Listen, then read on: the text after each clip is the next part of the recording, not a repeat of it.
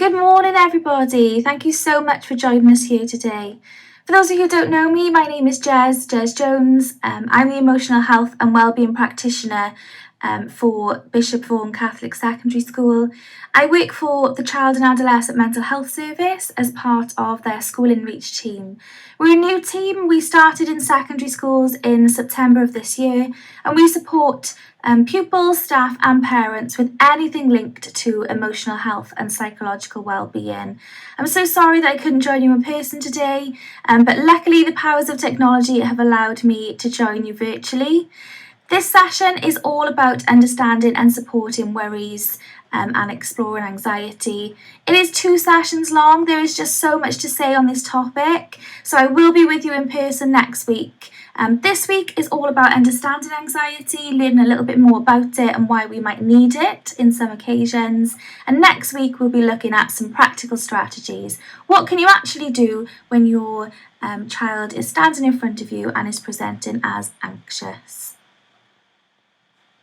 One of the key messages of our service is looking at the importance of language when we speak around children and young people. It is so important that we remember that children are listening to us, they're copying us, so therefore the words that we use, particularly around mental health, are really powerful.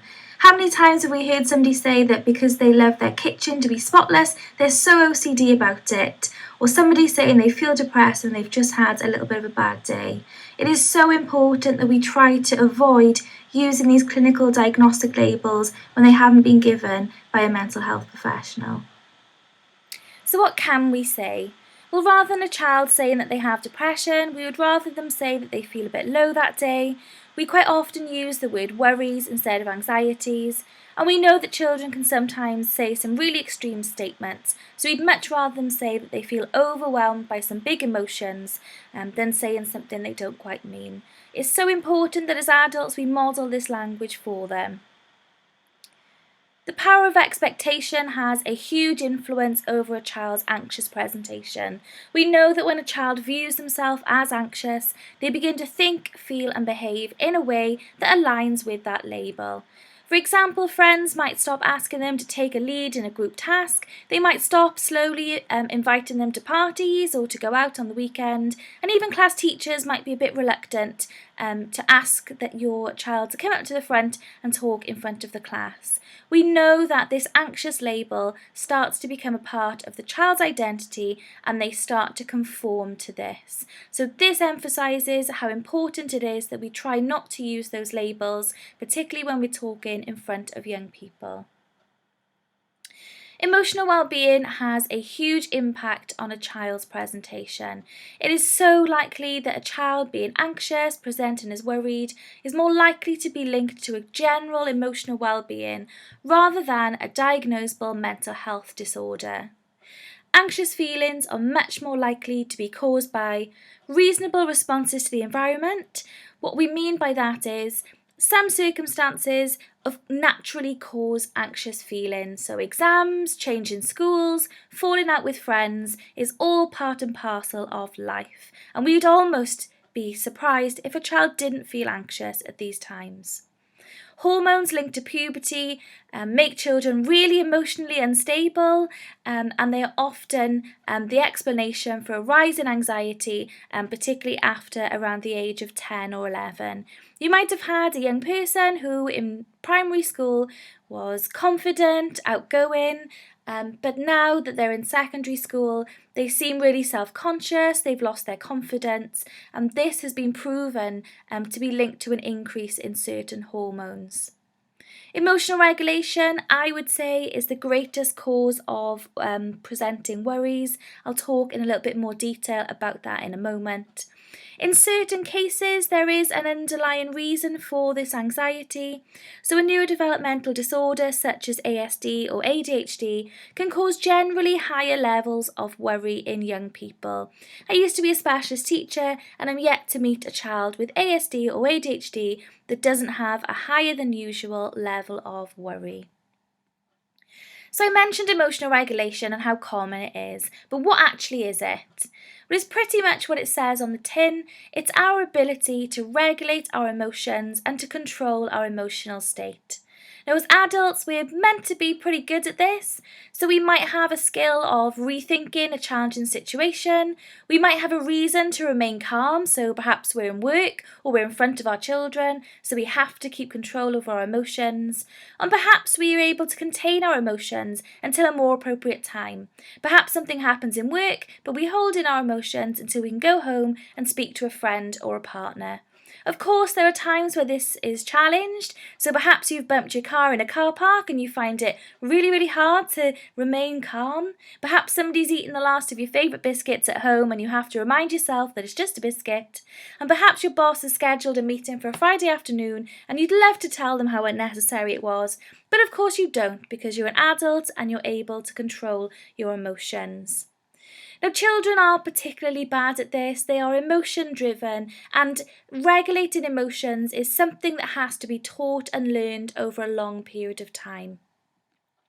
So we know that children develop the ability to emotionally regulate at different stages. So you might have children close in age and perhaps the younger one is a little bit better than your older one. Well, we know that this skill keeps developing well into adulthood. We know that a young person is, of course, battling hormones, as we've mentioned, friendships, school stresses, exploring their identity, just trying to figure out where they fit in the world. So sometimes it's just no wonder that they feel worried. We know that at this stage in secondary school, they often become more aware of adult issues such as money. We're all talking about money at the moment with the cost of living crisis, housing issues, death, any adult problem that perhaps when they were a little bit younger, they were none the wiser to and had no idea about. It's part and parcel of growing up. They suddenly realise that the fairy tales that we read about in books perhaps aren't a true depiction of what life is really like.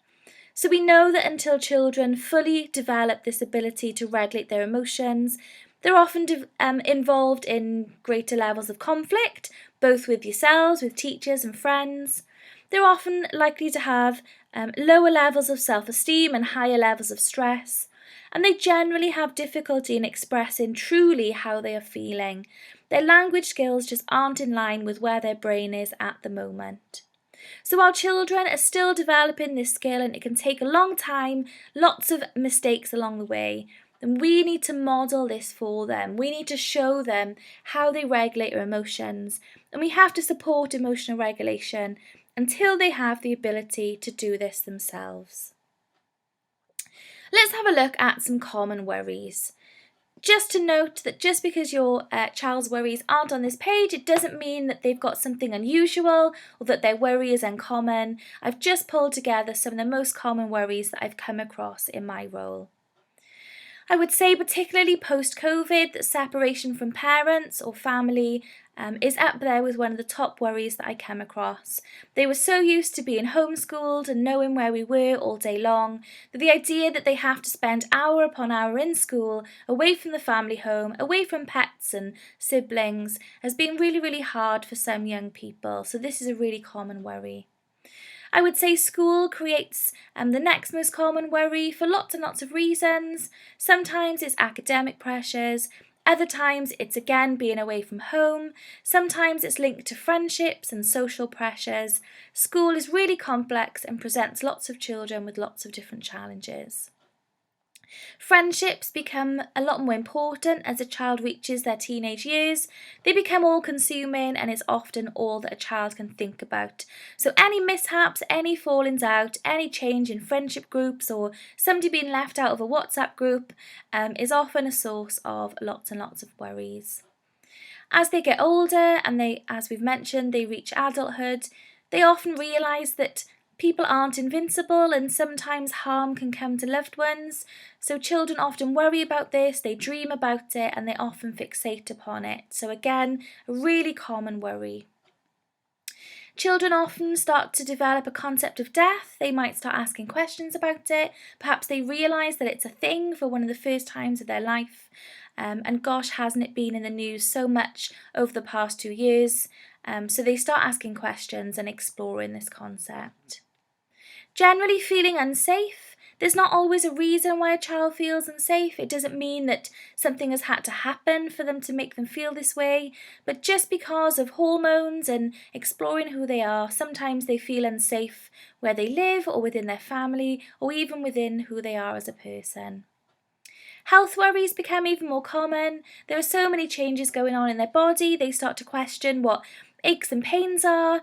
And again, with COVID, health has been talked about so much in the news. It is no wonder that when they have a sniffle or a flutter in their chest, they begin to worry about their health. Any change. So children often struggle with change.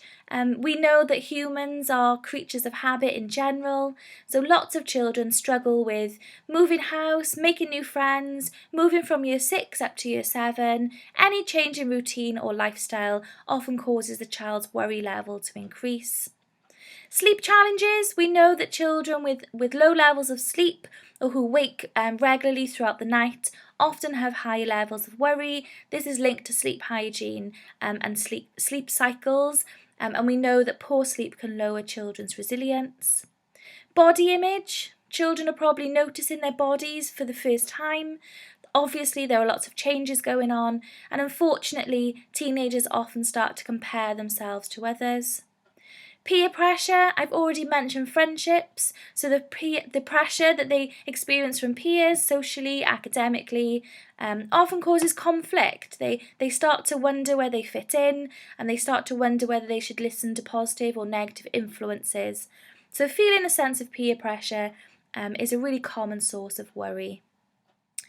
At this age, children often start to consider the future for the first time. Where do they want to live? Who do they want to be? What are their plans after school? These are all thoughts that perhaps up until now they've never had to think about. Lots of children worry about growing up and being an adult and try to stay a young person, and that is really, really common, to not be sure about what's coming your way. So linked to these common worries, there are of course physical symptoms. We know that anxiety is a really visceral emotion. It causes lots of bodily changes, changes in temperature, and there are lots of innate symptoms that your children will experience. Some of them you might be well aware of, and perhaps others might not have crossed your mind. Sickness is the number one most commonly reported symptom of high levels of worry. Some children often actually are sick when they feel worried. This is really common. Lots of children don't like the feeling of being sick or just feeling nauseous, and this often makes them feel worse, and it becomes a bit of a cycle, unfortunately. Headaches is really common, tension headaches, particularly from overthinking, or headaches linked to being up late, which can also be linked to disturbed sleep, can also be linked to high levels of worry. Feeling hot, an increase in temperature, is a sign of anxiety because it causes so many processes to happen in the body. It often makes the temperature increase, so they might start to sweat, have a red cheek, or even feel like they've got a temperature. A faster heartbeat, of course. Sometimes when your heartbeat increases, it makes people very worried because they wonder what's wrong with their heart, and because they're worried about the fast heart rate, their heart rate increases again, and again it becomes this cycle that feeds into each other. So learning how to control your heartbeat and having some strategies to calm it down can be really helpful. Sleep disturbance, as I've already touched upon. Lots of children with worries, particularly at night time, find it hard to drop off to sleep. Some children actually start to sleep too much, so because when they're awake they're worrying so much, they nap or they sleep for a long time as a coping mechanism to avoid thinking about what it is that's worrying them. Needing the toilet, so because our body is hyper aroused, you actually produce more urine, so going to the toilet a lot more than you usually would can be a sign that your body is in a state of high anxiety. Crying or outbursts, so if your child is very easily tearful, it could be a sign that they're experiencing worry. There are of course lots of other reasons for this.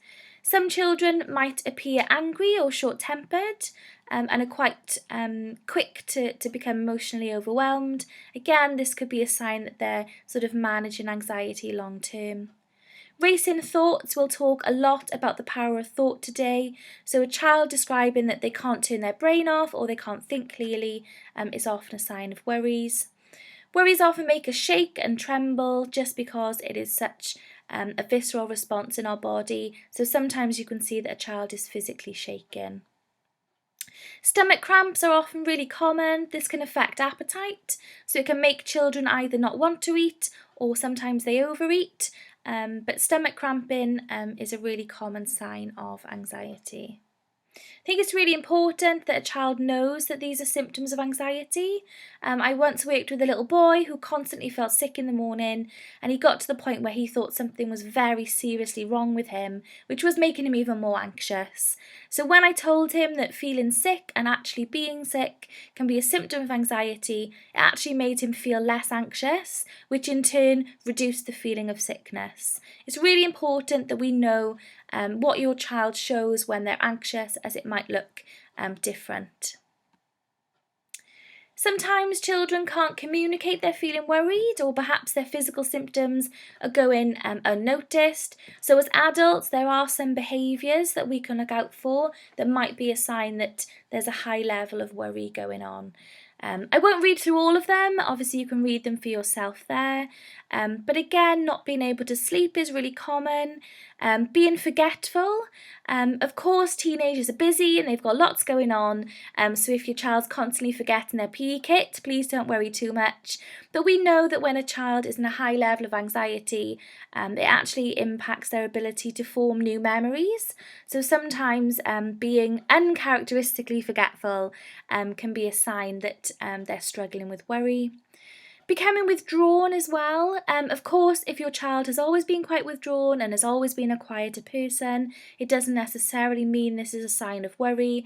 But if a child wasn't usually as withdrawn, being withdrawn alongside other things can perhaps be a sign of worrying. Just generally seeming preoccupied, that their mind is elsewhere, that they look like they're thinking about something, can be a sign that a child is struggling with worry along the way. So what is anxiety? I think it's really important that we understand a little bit of the science behind it and understand why it exists in the first place, because I know in modern society it just seems like something that gets in the way of lots and lots of things. So the response process that's triggered in the body we often refer to as fight, flight or freeze. This is left over from long ago and is a response that enables the brain to send signals to the body, and it triggers all of the physical symptoms that we've just talked about. And this sends young people into a state that we call fight, flight or freeze. It's essentially the brain deciding how to defend itself. It's perceived a stress or a threat, so does it fight and stand its ground? Does it run away? Or does it freeze in the spot? It's really important to note that we actually need anxiety. So there are some times in life where we have to be able to react really quickly without thinking. So if we touch something that was hot, for example, or we had to slam the brakes on in our car, even the motivation to revise for exams, if we really didn't care about exams at all and we didn't feel some level of nerves, it would be really hard to motivate ourselves to actually do something. Unfortunately, in modern society, we need this response much less. Lots of our lives are much safer. We're not walking around the streets and sort of having to defend ourselves and fight off bears and things like that. So this response is often triggered, unfortunately, when it's not needed. And this can explain high levels of anxiety.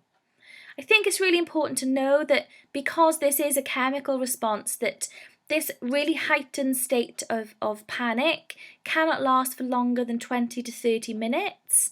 I think that young people knowing this fact can really, really help them, particularly if they experience episodes of panic where they're hyperventilating or they can't concentrate, that it has to come to an end. The body will run out of the chemicals that are causing it.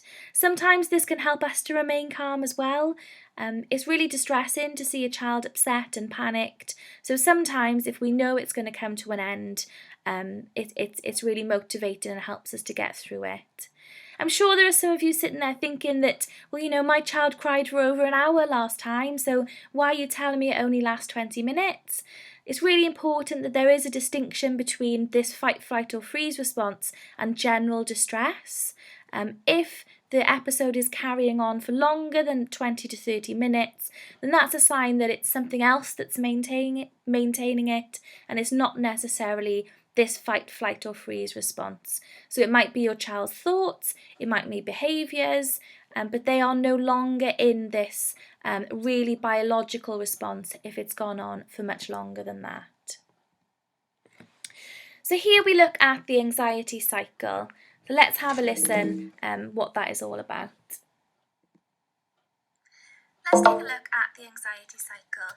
Now this cycle is how anxiety is both created and maintained, so I think it's so important that we all understand it.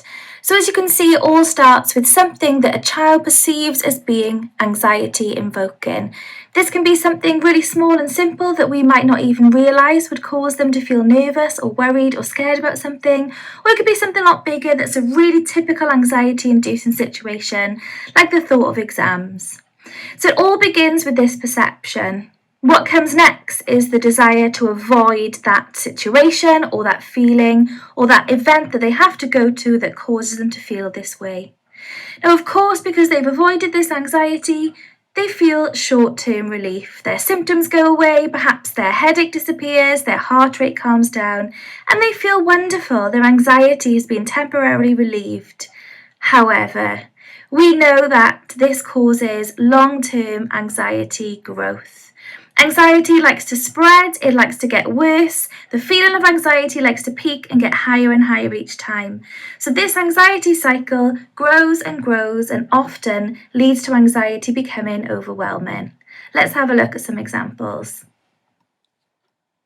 So a really common example, particularly post-COVID, is a child being worried about going to crowded places. For so long we were told to avoid other people, so lots of children are finding it hard to return to a more normal life. Crowded places could be anything from a supermarket to even school. So the child experiences worry about this. Now, because we care about the young person, we allow them to avoid going to this crowded place and they get to choose where to go. So we know that this results in that young person feeling relief from their worries. Perhaps they were feeling a bit sick, perhaps their heart rate was increased. All of this starts to calm down and return to normal as soon as they know they're allowed to avoid this crowded place. But what have they learned from this? Well, they've learned that avoiding crowded places and being in control, so choosing where to go, makes them feel calm. So we've provided them a way to relieve the anxiety that they were feeling, and unfortunately it has reinforced the anxiety and allowed it to become a habit. So we know that the next time that a child has to go to a crowded place or is asked to do so, it is likely their anxiety will be much higher than it was this first time. Another really common worry, particularly for children who are just naturally more worried and nervous, is that they're worried about doing a speaking assessment in an English lesson or in a language lesson in general. Now again, I would imagine because perhaps they're upset or crying to you or begging you even for them to not do this assessment, you give them verbal reassurance. You tell them it's going to be okay, you don't have to do it, please don't worry, and perhaps you write a note asking the teacher to excuse them from this assessment. It's really hard to watch a young person being upset. So of course, because this verbal reassurance has been given and they're now excused from their English speaking assessment, they feel relief. They're no longer finding it hard to sleep, all of their symptoms of anxiety reduce and they feel calm. But what have they learned from this avoidance? Well, they've learned that they only feel relaxed after your verbal reassurance, and they learn that avoiding the assessment makes them feel calm. So because we've provided a way to relieve this anxiety, we've reinforced it.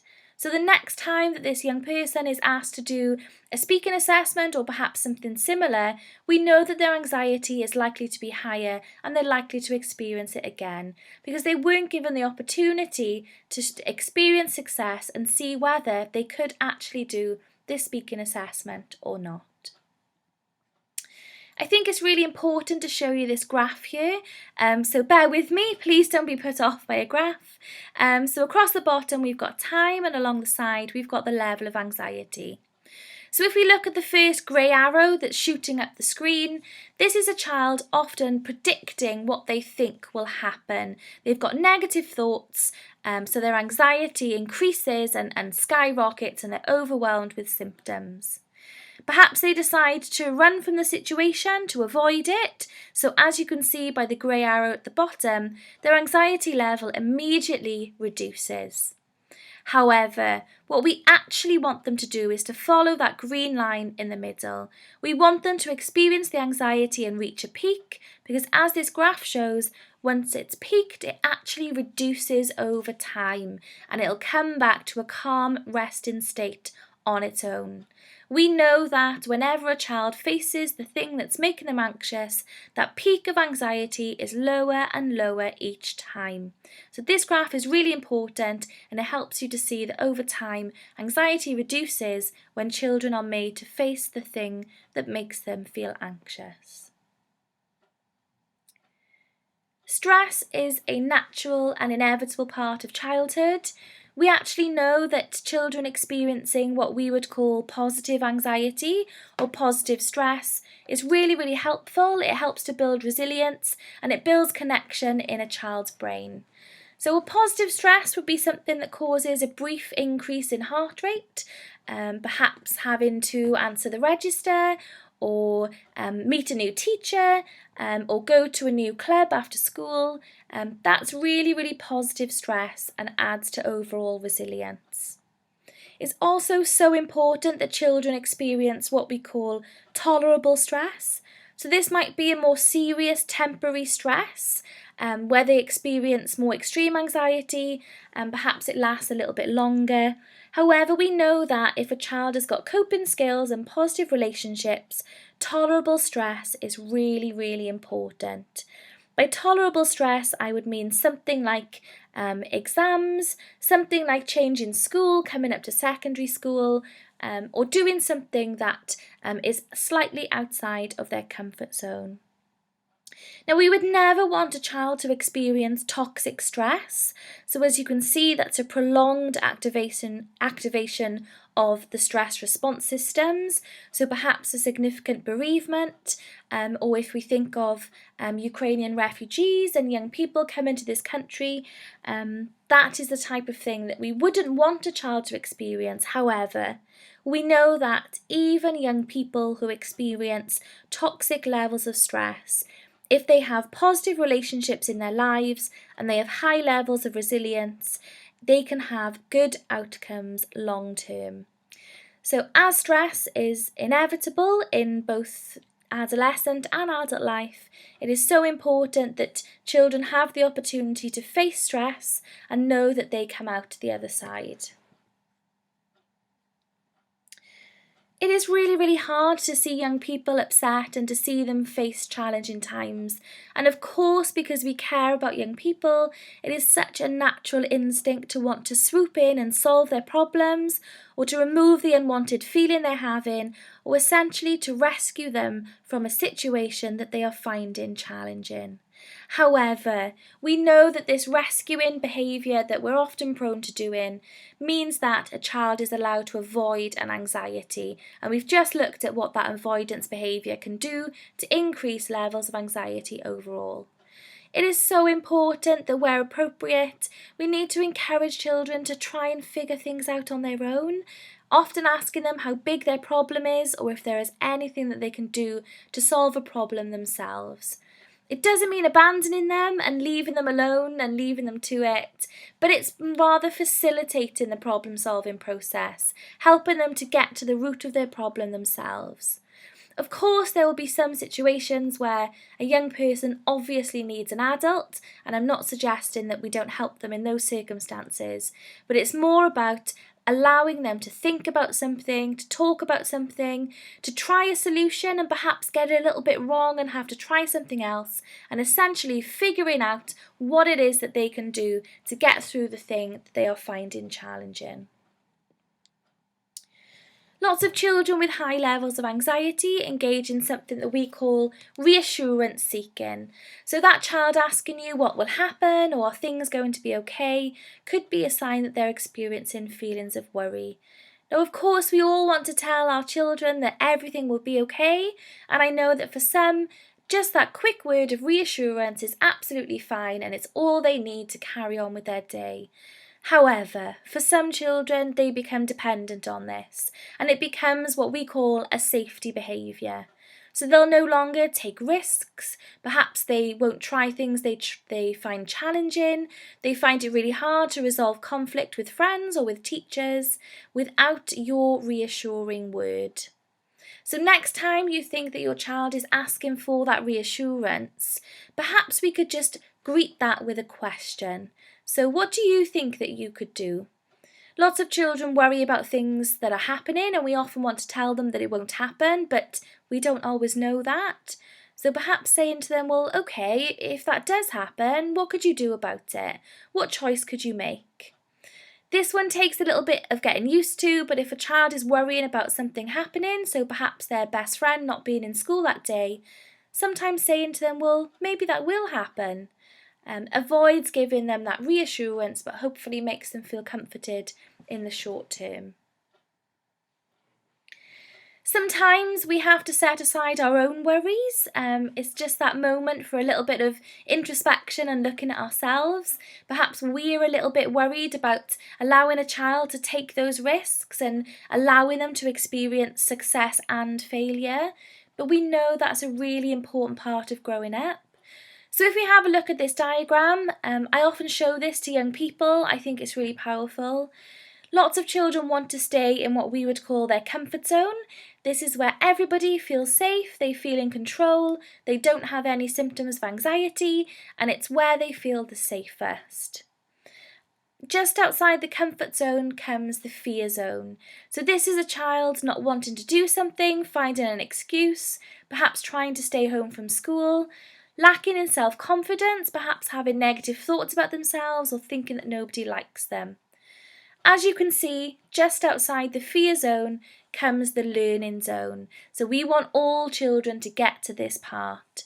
So this is where they deal with challenges and problems, they learn new skills, and we know that when children spend time in the learning zone, it extends their comfort zone, and what they're comfortable and happy with gets bigger and bigger. The ultimate goal is something called the growth zone. So this is where they really thrive, they set new goals, perhaps they conquer things that have made them feel really worried and really challenged.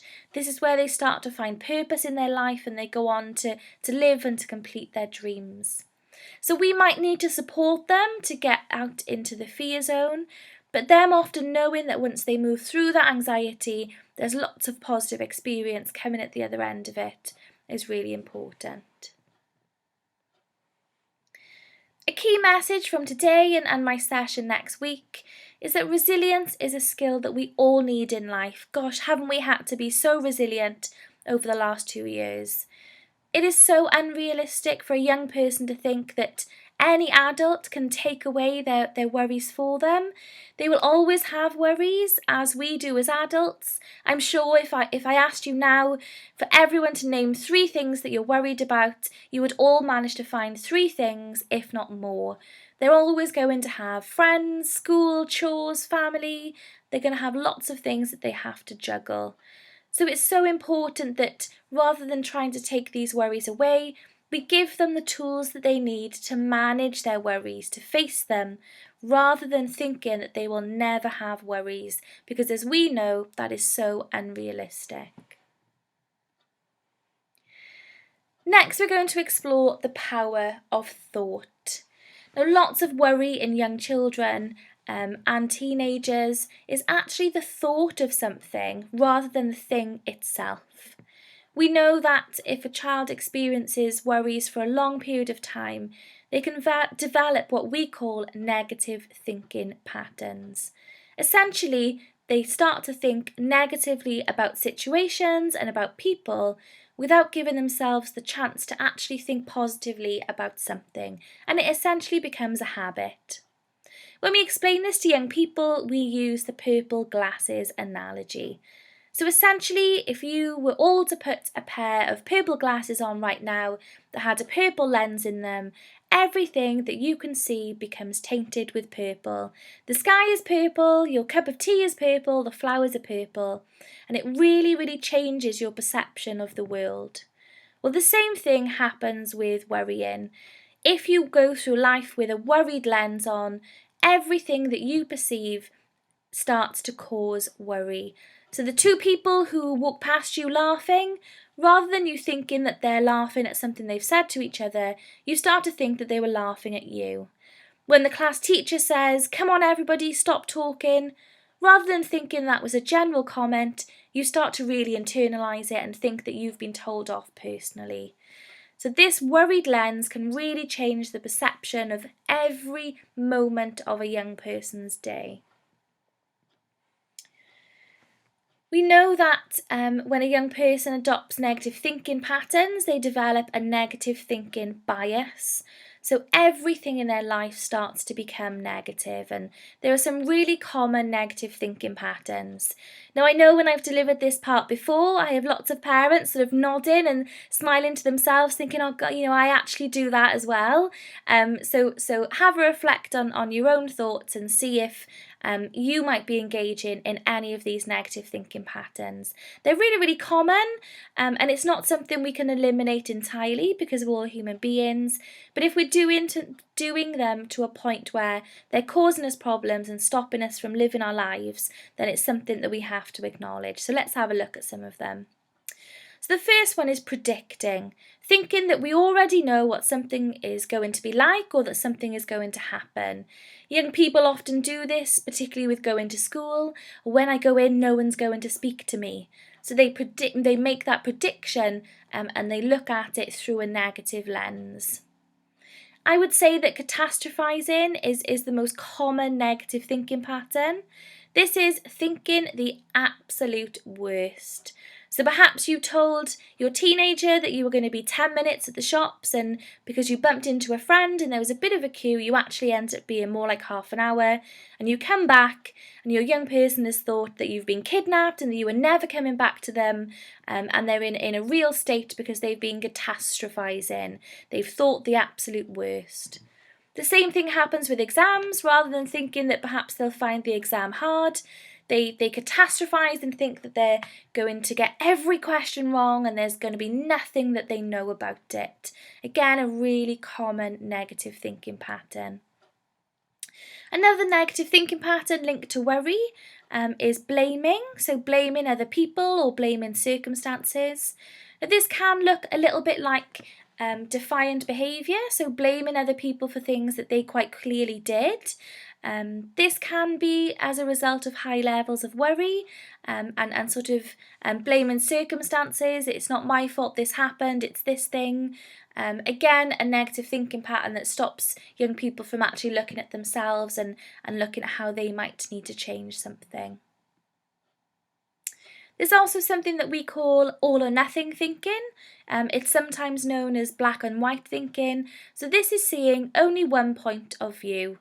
So being unable to empathise with other people or being unable to change their perspective on something and being really, really stuck in what they think about something. Again, it's usually negative, and no matter what you say and what evidence you give them, they find it really, really hard to move away from their viewpoint.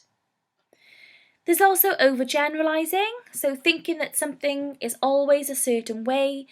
So perhaps one time they walked into a room and somebody laughed and they assumed it was about them. So now they think that every person they see is going to laugh at them.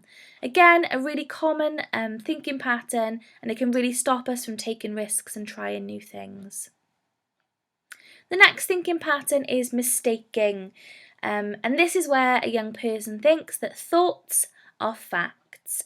So for example, they might have a maths test and they had 18 out of 20, and because they had 2 wrong, they think, "Oh, I'm so stupid, I can't do anything."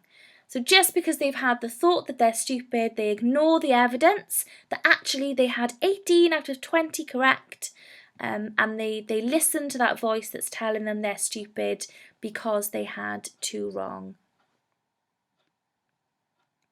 Another negative thinking habit is mind reading. This is particularly common in social situations and when there's fallings out between friendship groups. And this is essentially thinking that you know what someone thinks about you or about a situation. This can lead to children being self-conscious, worried about their bodies, and they can become really preoccupied with what other people think of them. And lastly, spiralling, something I see a lot. This is essentially having one negative thought and allowing themselves to become sucked in and bring more and more and more negative thoughts. This is really common before bedtime, where they think about something that's worrying them or bothered them that day, and soon they're thinking about every negative thing that has ever happened to them, and they can't get it out of their mind. I was once working with a little girl in year 6 and she was telling me, oh, well, this person pushed me over and this other person said that I was stupid, and then the teacher raised their voice at me, and also my pet hamster died, and I thought, gosh, they've had a really, really hard week. And I said, well, when did this happen? Did you tell somebody? And she said, oh, well, my hamster died when I was in year 1 and someone pushed me over when I was in year 3. And what was happening was she was recounting all of these negative things that had happened to her, and none of them had even happened recently. But because she was feeling worried and she was feeling a bit down, all of these thoughts were coming to the surface again. And that's really, really common. Most people, when they experience something negative or have a negative thought, over time the emotion attached to that becomes less and less. But for children who are neurodiverse, so if they have ASD, autism, or ADHD, that time passing after an event often doesn't change the emotion. So even something that happened years and years ago can still bring up those really strong feelings, almost as if it was the very day that it happened. So that's also really, really common. So I think it's so important, and something that I do when I work with young people is that I allow young people to be familiar with these thinking habits. Point out to them if you can see that they're doing something or they're talking to you. Point out which thinking habit they're doing. Say to them, oh, I think you're catastrophising at the moment. Let's talk about it. You're thinking the absolute worst, and that's really unlikely to happen. So for some people, just the realisation that they're doing a negative thinking habit is enough to challenge that thinking habit and break that habit that they're in. There are also some questions that you can ask that helps to challenge negative thoughts. I made this for a young person who happened to like boxing. There is no reason why it's a boxing theme at all. So these are 6 questions that we would ask if a child was open to CAMHS that help them to challenge their negative thinking. This can take a bit of practice. Children often have an answer for everything, so it can take a little bit of to and froing, but this is a really, really good way, particularly if a child is struggling with negative thinking. So first of all, they need to know what that thought is. What is it that they're thinking? And then we ask them, is this helpful? Now, almost every single time, of course, it's not helpful to be thinking something negative. So if it's not helpful, we shouldn't be thinking it. We don't need that thought in our head. Is there another way to see this? So would somebody else think something different? Is there another side to consider? Again, this can take a little bit of practice, but have that conversation and take the time to explore this with them. The next question is, what evidence is there? Now, quite often negative thoughts are illogical. There is no evidence that whatever they think is going to happen is going to happen.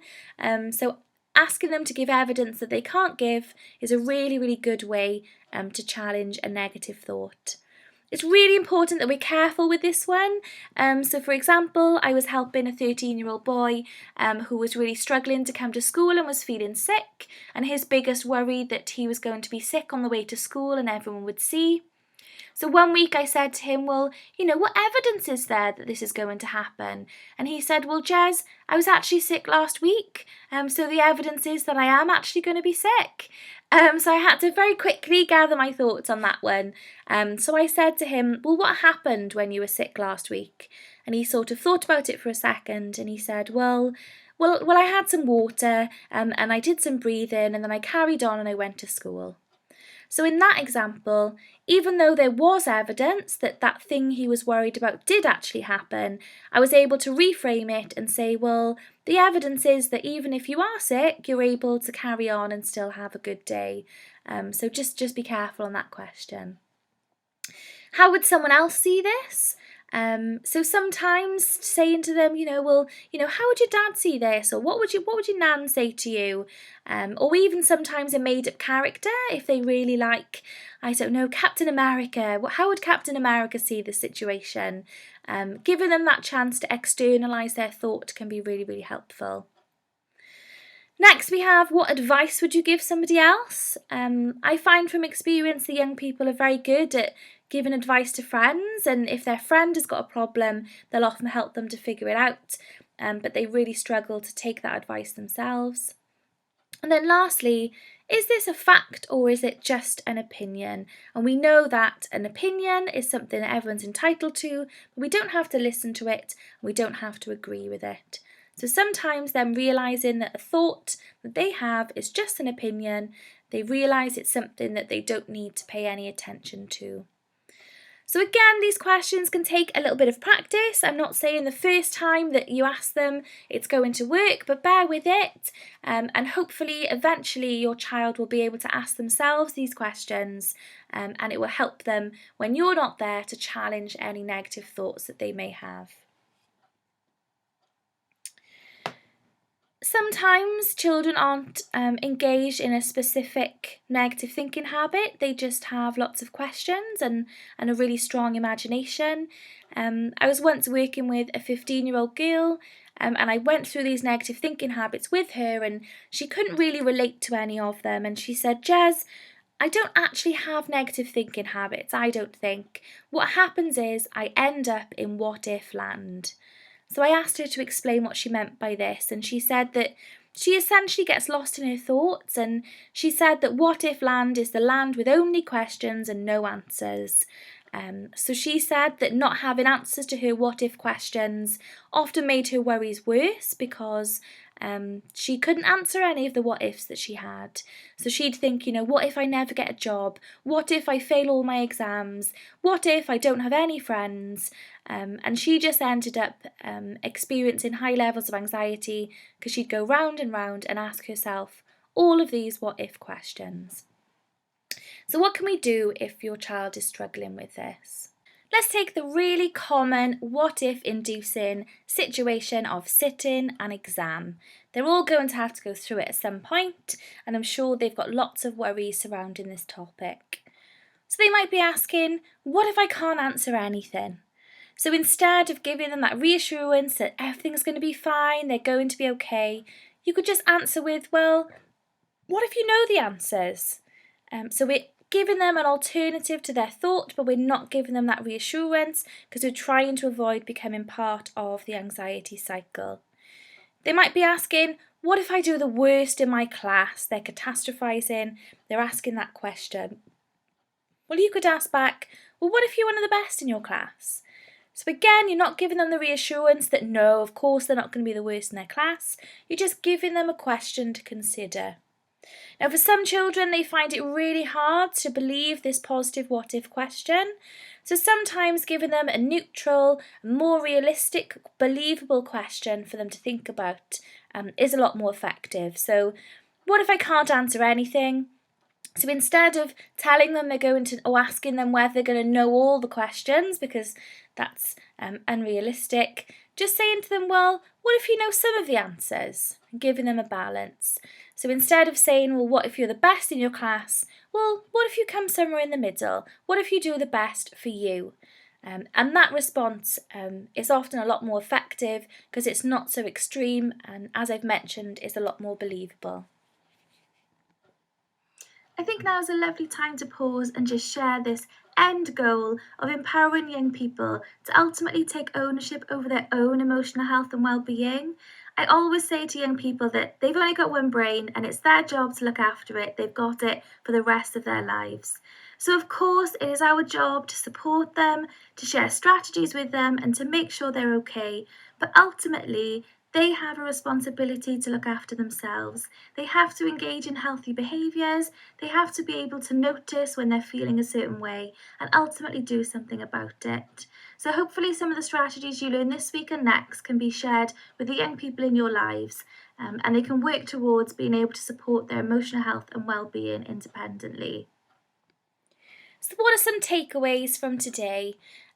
So again, thinking back to the start of this, thinking about the language we use and to really avoid medicalising emotions and thinking about the language that we use around children. Striving to break the anxiety cycle. So hopefully we've had a look at that today and the role of avoidance behaviours. So trying our best not to become a part of that anxiety cycle. Thinking about negative thoughts, trying to challenge those negative thinking patterns, ask them the questions that we talked about, and then to balance their worries. Balance it with a question that they can think about, but avoiding giving them that reassurance, because we know that reassurance seeking behaviours can often feed into the anxiety cycle. And that is it from me for today. Thank you so much for joining us. I really appreciate you listening to me for so long. And thank you for putting up with me joining you virtually and not being with you in person. Come back next week at the same time, at the same place, for some practical strategies of how you can help your child at home. We'll also be exploring when worries really do become anxiety, because there are instances where things that are part and parcel of normal teenage life might need a little bit of extra support. Thank you again, and I look forward to meeting you in person next week.